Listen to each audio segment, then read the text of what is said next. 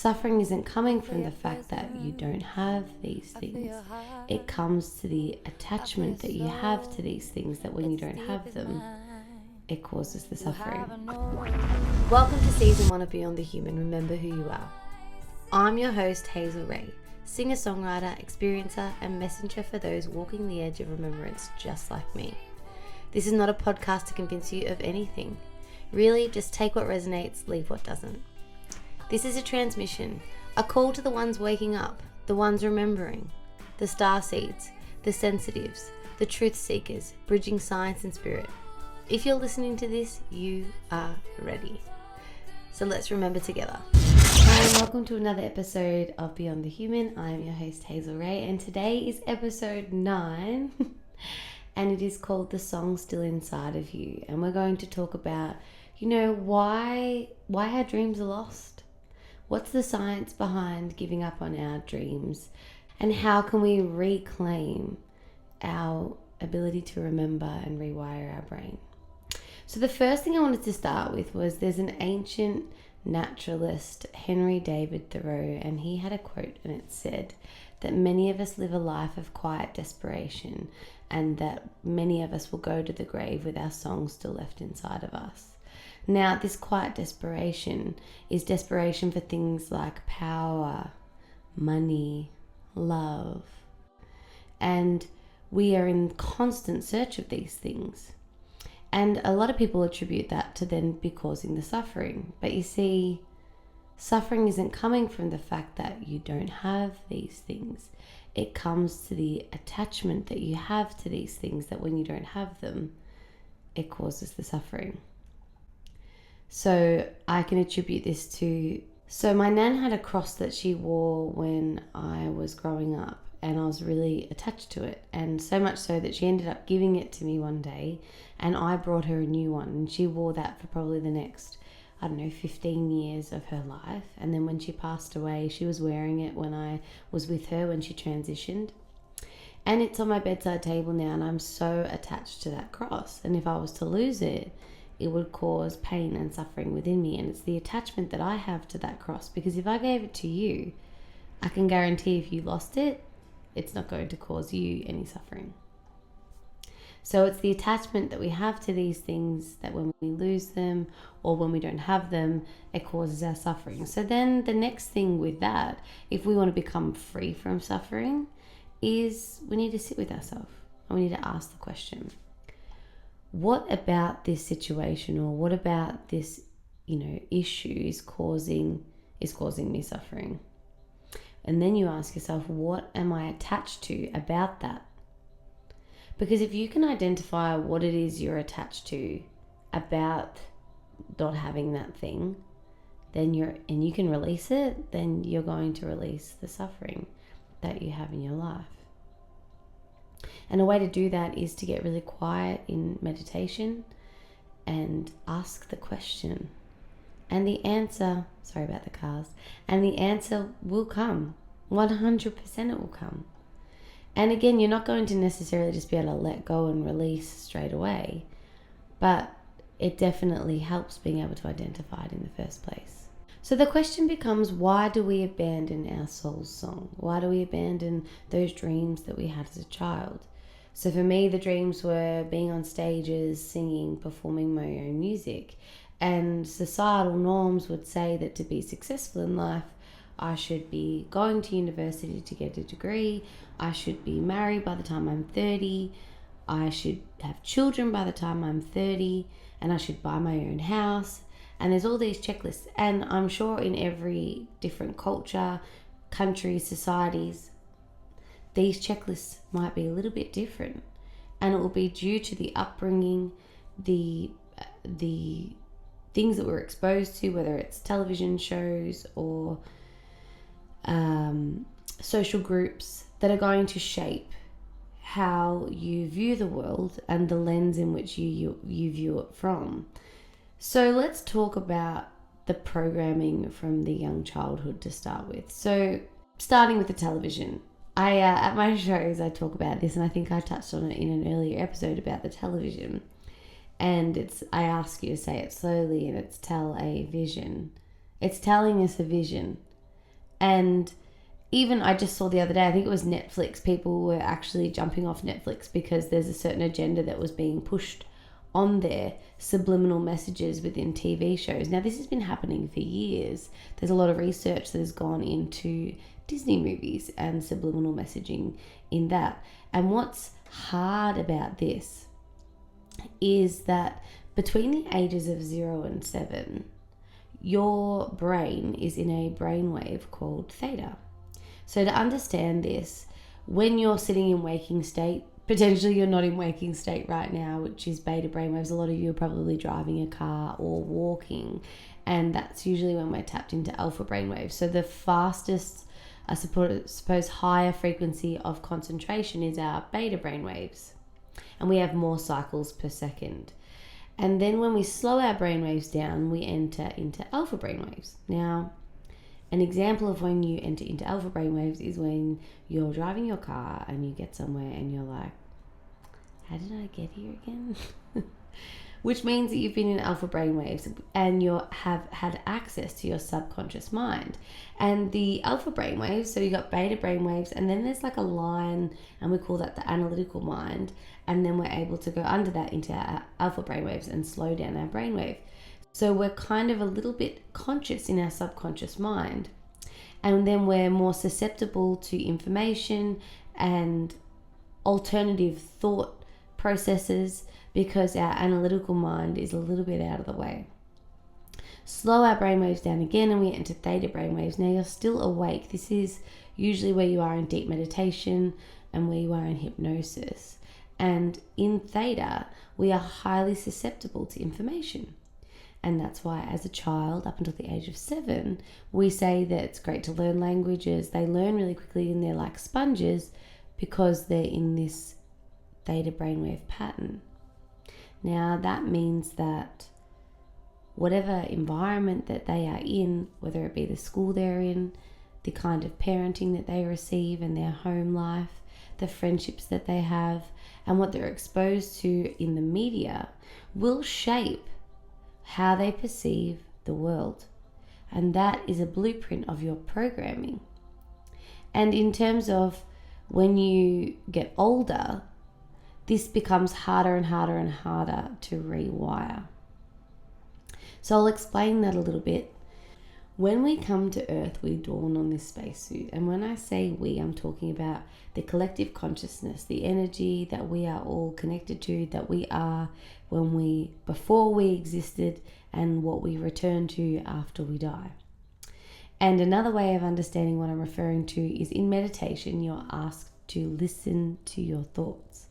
And St. Francis of Assisi says, the one you are looking for is the one who is looking.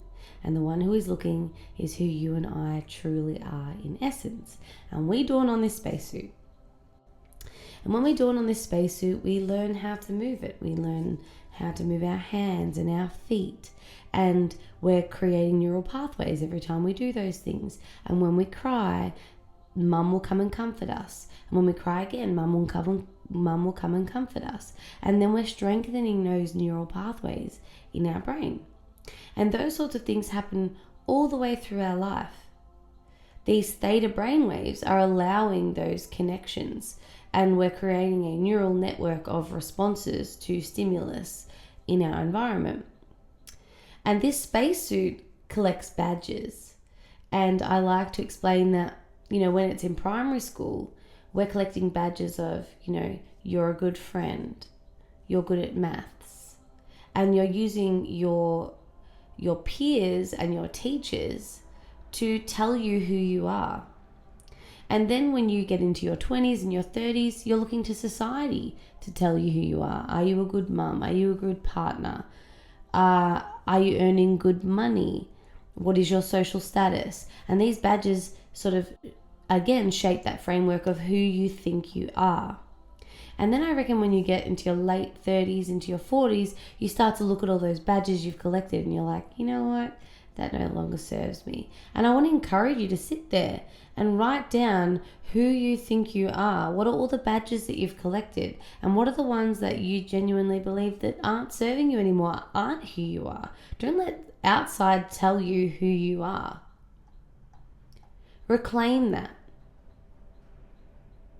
And it's those songs that are inside of you that will start to ache if you're not actually adhering to them and you're not following them. They will ache. They can cause illness and dis-ease in the body because you're going against the grain. Once you're done collecting all those badges, something quite remarkable happens in the brain at around the age 25, and we see the decline of a really important neurotransmitter in the brain called acetylcholine, and it's responsible for the neuroplasticity in your brain, meaning the ability to create new neural pathways in the brain and connect synapses. So think about it, right up until the age of 25, you're creating all these pathways and strengthening them. And then after 25, it starts to decline. So when you're about 35, it pretty much is null and void. No more acetylcholine. You're left with a computer program. And all the wirings that you've experienced, all the mapping that you've created is now the blueprint of how you're going to sort of exist in the world and carry on for the rest of your life. Now, if you don't do anything, if you don't do any inner work to change any of those patterns and the wiring, it's pretty certain that your future is going to look very similar to your past because your brain and your body is programmed in the past. So how do we reclaim our ability to remember and rewire our brain? Well, we need to be able to release acetylcholine. So there's a few modalities that we can do to do this. When you meditate, when you do breath work, when you do ice baths, when you do EMDR therapy or psychotherapy or hypnosis, we are focusing our attention really strongly on something, and then Hebb's law states that when neurons fire together, they wire together, and we're able to create new neural pathways. We're able to release acetylcholine and create new neural networks and create new habits. And that's the only way you're going to change your mindset from today to being different in the future. So I'm not sure if you do any of those modalities, but I encourage you to pick one of them and look into it. I'm really passionate about hypnosis and getting psychotherapy under hypnosis, because when you go to get hypnotized, we're able to slow down our brainwaves into theta, which means you're really highly suggestible to information, number one. Number two, when you're doing therapy under those conditions, if we're able to create new emotions with new thought patterns, fire and wire together, we're going to get a really strong connection first time round, which means that we don't have to repeat the thought patterns over and over and over and over and over again to get the same result, if that makes sense. So the way I explain this is, if I asked you to come to my house and I got you to use your Google Maps, you would use the Google Maps the whole way to my house. And the second time you come, you might use the Google Maps majority of the time, but maybe a few turns you already know. And as you can see, the more times you do it, the memory gets stronger, so the neural pathways get stronger, and then you know how to get to my house. The same sort of muscle memory has to be, I suppose, used when creating new neural pathways and new habits and new positive thought patterns in the brain. And that is how we reclaim our ability to remember and rewire our brain so that our songs aren't lost along the way. I want to encourage you to dig deep and think, what is it in my life that if money didn't matter and if no one was watching, that I would be doing? Again, I'll ask, if money didn't matter and no one was watching you, what would you be doing? For me, it's this. I'm so passionate about helping people and sort of reducing the stigma around spirituality and the woo-woo around it, when the science backs up all of this so strongly and it makes so much sense to me. And people are still discounting listening to their higher self or listening to their intuition or their gut feelings because they think it's all nonsense. When if we can appreciate that potentially we're receiving messages all the time and we have antennas in our body then maybe we are actually receiving guidance and we are meant to do something in this world, and we do have gifts that we're meant to share. And in the next episode, I want to talk about jealousy and how it is that guidepost into the things that we are meant to be doing in this world, and how you can potentially lean into that a little bit more. And, we've seen jealousy as such a green-eyed monster, but I think it really is a key to potentially where you're supposed to be. And I think that if no one was watching and money wasn't an issue, maybe you would have the confidence to step into those things because you wouldn't be so scared of failure.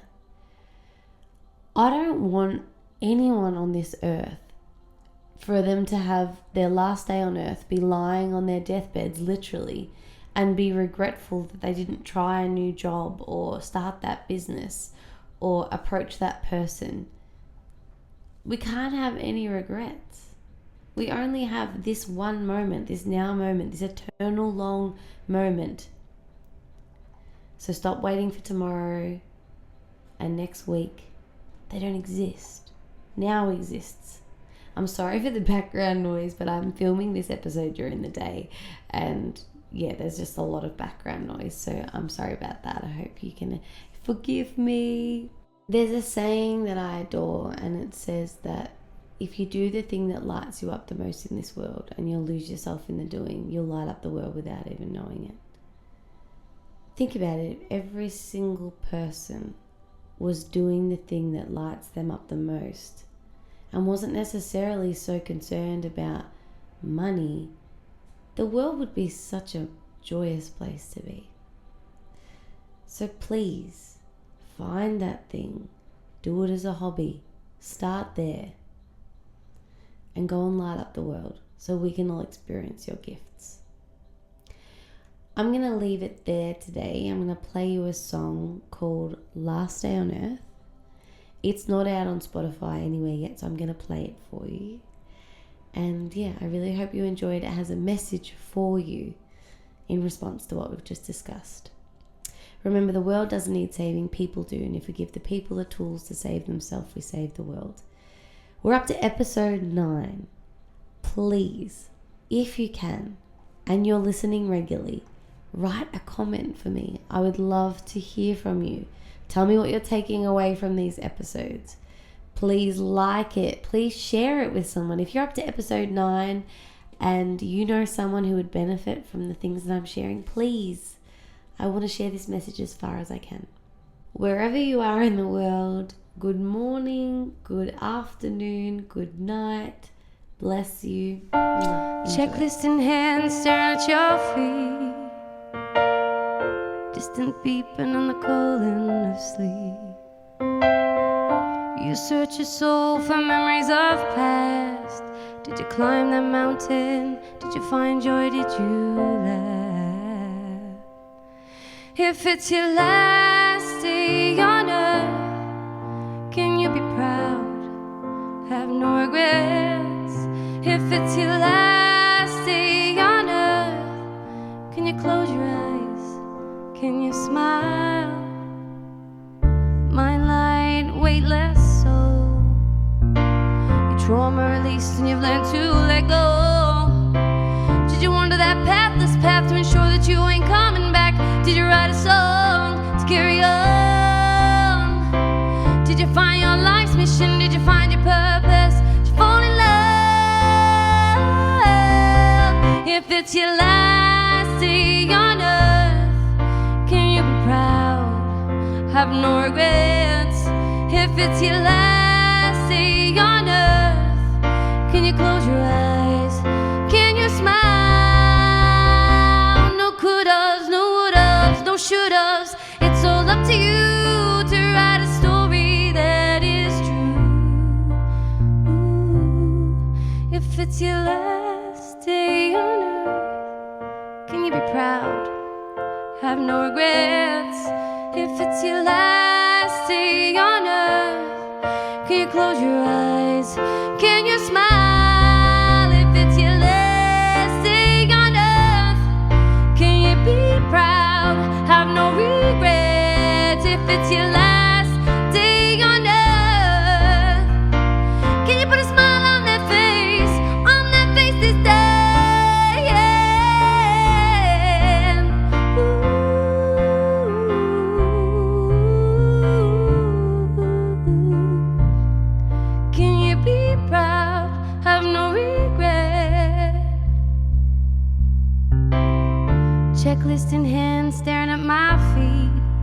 smile, 'cause I love the life I